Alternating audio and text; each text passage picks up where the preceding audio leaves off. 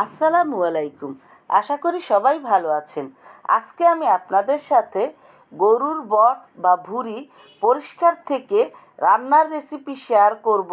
আর ভিডিওটা একটু বড় হয়ে গেছে, প্লিজ ধৈর্য সহকারে দেখে নেবেন। আর এভাবে আপনারা বাসায় ট্রাই করবেন, ইনশাল্লাহ আপনাদের কাছেও ভালো লাগবে। এই বটগুলো আমি ডিপ ফ্রিজে রেখেছিলাম, আর এটা আমি রাত্রে নামিয়ে পানিতে ভিজিয়ে রেখে এখন নর্মাল করে নিয়ে পরিষ্কার করে নিব। আর এখানে আমি চুলায় গরম পানিটা কিভাবে নিয়েছি সেটাও শেয়ার করলাম। একেবারে ফুটন্ত পানি দিবেন না, গরমের থেকে একটু বেশি, যেটা দিলে বটগুলোতে কুঁচকে যায় না, সাথে সাথেই এরকমের থাকবে। আর হাত দিয়েও মোটামুটি ধরা যাবে। তবে আবারও বলছি, গরম থেকে একটু বেশি গরম, আবার একেবারে টকবকে গরম না। এই যে বটটা আপনারা পরিষ্কার করছি, আপনারা দেখছেন ভিডিওতে, এটা আসলে পাতলা থাকে উপরের এটা পরিষ্কার করা ততটা ঝামেলা না। আর যেটা কালো কালো বেশি, ওটা একটু পরিষ্কার করতে বেশি ঝামেলা হয়।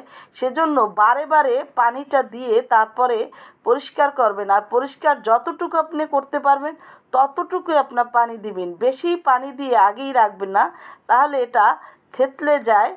আর পানিটা কিন্তু আবারও বলছি, দিলে সাথে সাথে বটটা কিন্তু কুঁচকে যায়নি, এরকমের থাকবে, সেটা আপনারা বুঝে নেবেন। আর আমি যেটা বলছি, আমি আসলে চুন সোডা সব মাধ্যম দিয়েই পরিষ্কার করে দেখেছি, তবে আমার কাছে সবচেয়ে এইটা ভালো লাগে। আপনারাও এভাবে করে দেখবেন, আপনাদের কাছে ভালো লাগবে। আর গরম পানিটা দিলে হাতটা একটু গরম লাগে, কিন্তু ততটা কষ্ট হয় না, এরকমের পানি দিতে হবে। পরিষ্কার হয়ে যাওয়ার পরে আমি বটগুলো এখন নর্মাল পানি দিয়ে ধুয়ে নিয়েছি। আর এটা কিন্তু দেখতে পাচ্ছেন একেবারে স্বাভাবিকই রয়েছে, শক্ত বা কুঁচকেও যায়নি, এরকমের পানিটা দিয়ে পরিষ্কার করে নেবেন।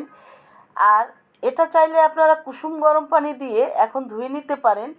এখন আমি বটগুলো পরিষ্কার হয়ে যাওয়ার পরে ভালো করে ধুয়ে নেওয়ার পরে কেটে এবং আবারও ধুয়ে পানিটা ঝরিয়ে প্রেসার কুকারে সিদ্ধ করে নিব। এখানে রসুন এবং আদা পেস্ট আছে 1/3 কাপের মাপ, এবং কাঁচামরিচ দিয়েছি 10-12টা চিড়ে।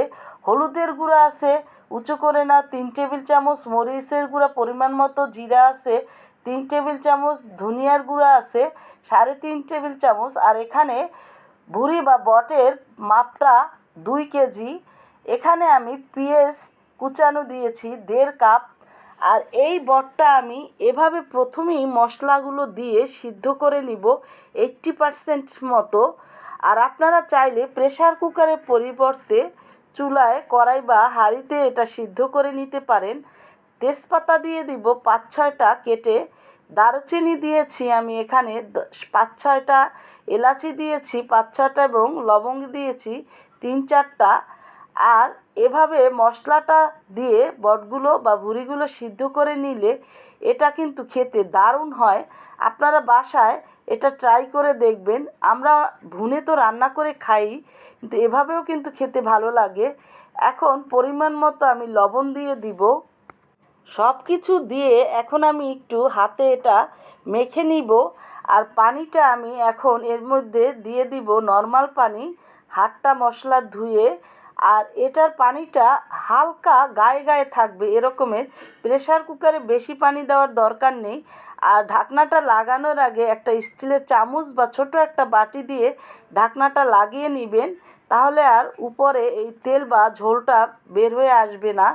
এখন মিডিয়াম হিটে প্রথমে আমি একটা সিটি দিয়ে, তারপর একেবারে চুলা লো হিটে রেখে 20 মিনিট আমি সিটি দিয়ে তারপরে আমি এটা সিদ্ধ করে নিয়েছি। এখন জালটা বন্ধ করে দিয়ে ঠান্ডা হয়ে যাওয়ার পরে ঢাকনাটা খুলে আমি এই সসপ্যানে এটা প্রেসার কুকার থেকে পরিবর্তন করে এখানে নিয়ে নিব।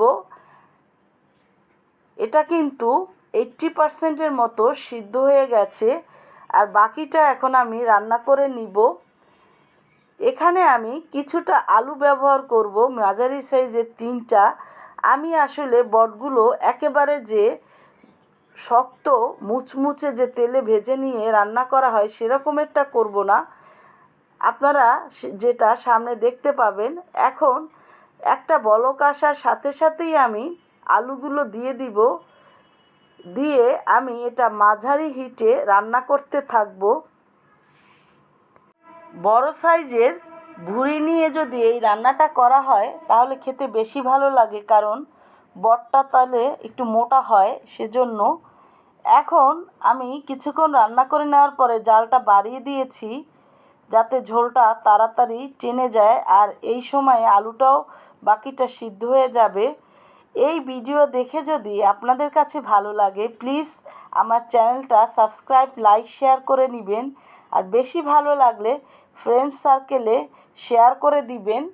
কিছুটা ঝোল টেনে গেছে এবং তেলটা বের হয়ে গেছে। ঢাকনাটা দিয়ে আরও কিছুক্ষণ রান্না করে নেওয়ার পরে যখন তেলটা বের হতে শুরু করবে বেশিরভাগই, তখন আমি পেঁয়াজের বাগারটা দেওয়ার জন্য প্রস্তুতি নিয়ে নিব। সেজন্য এখানে আমি ছোট সাইজের একটি কড়াই দিয়ে 1/3 কাপ সরিষার তেল দিয়ে মাঝারি হিটে তেলটা গরম হয়ে যাওয়ার পরে 7-8টা শুকনো মরিচ কেটে একটু কালো করে ভেজে নিয়েছি, কারণ তাহলে ঝালটা বেশি লাগবে না। আর যদি ঝাল রেখে নিতে চান তাহলে লাল করে রেখে তারপরে দিবেন। এখন এখানে 1.5 কাপ আমি পেঁয়াজ 4 কোনা করে কেটে নিয়েছি। নিচেরটা এভাবে কেটে নিয়ে তারপরে 4 কোনা করে উপরের অংশটা কেটে নেবেন।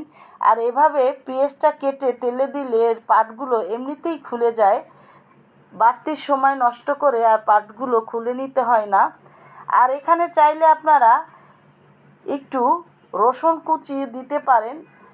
এখন আমি এখানে 1 টেবিল চামচ টালা জিরার গুঁড়া এবং 1 টেবিল চামচ বাজারের কেনা গরম মশলার গুঁড়া দিয়েছি, যেটা ভিডিওতে দেখাতে পারছি না বলে দুঃখিত। পেঁয়াজের বাগারটা দিয়ে আমি এভাবে আরও কিছুক্ষণ ভেজে নিব। আর আপনারা যদি একেবারে মুচমুচে করে খেতে চান তাহলে আলুটা কিন্তু দিবেন না এবং বাগার দিয়ে একটু সময় নিয়ে ভেজে ভেজে তারপরে পরিবেশন করে নেবেন। সবাই ভালো থাকবেন। আল্লাহ হাফেজ।